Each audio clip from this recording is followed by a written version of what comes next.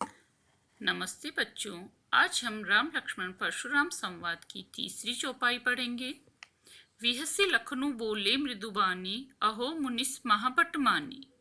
परशुराम के क्रोध भरे शब्दों को सुनकर लक्ष्मण हंसते हुए मधुर वाणी में कहने लगे, हे महामुनि, आपको तो वास्तव में महान योद्धा मानना पड़ेगा।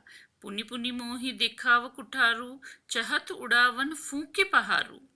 आप बार बार अपने फरसे को दिखाकर यह क्यों सोच रहे हैं कि आप फूंक मारकर पहाड़ उड़ा सकते हैं। हे, यहाँ कुम्हड़ बतिया कोई नहीं, जे तर्जनी देखी मरी जाही। हे मुनि, हम भी कोई छुई मुई के पौधे नहीं हैं जो आपकी उंगली लगाने से मुरझा जाएंगे। अर्थात यहाँ पर कोई कायर नहीं है जो आपके फरसे को देखकर डर जाए।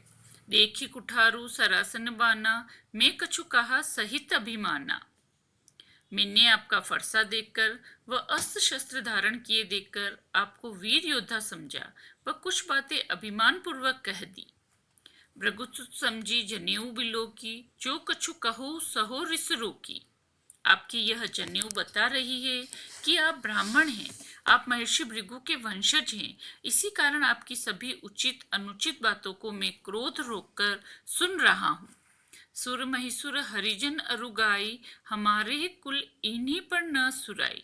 क्योंकि हमारे कुल में देवता, ब्राह्मण, भक्तजन और गाय पर वीरता दिखाने की परंपरा नहीं है।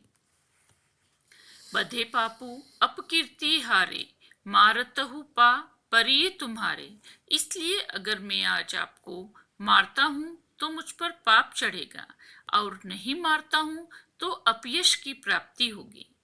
आप ब्राह्मण होने के नाते पूज्य एवं अवध्य हैं, अतः आप हमें मारेंगे तो भी हमें आपके पैरों में गिरना पड़ेगा। कोटि कुलिस सम वचनु तुम्हारा, व्यर्थ दरहु धनु बाण कुठारा। आपके वचन तो करोड़ों वज्रों के समान हैं। आपने व्यर्थ ही धनुष बाण व फरसा धारण कर रखा है। जो बुलो की अनुचित कहेव, क्षमहु महामुनि धीर।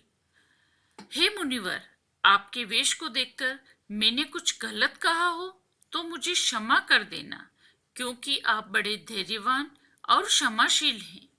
सुनी सरोष भृगुवंश मणि, बोले गिरा गंभीर।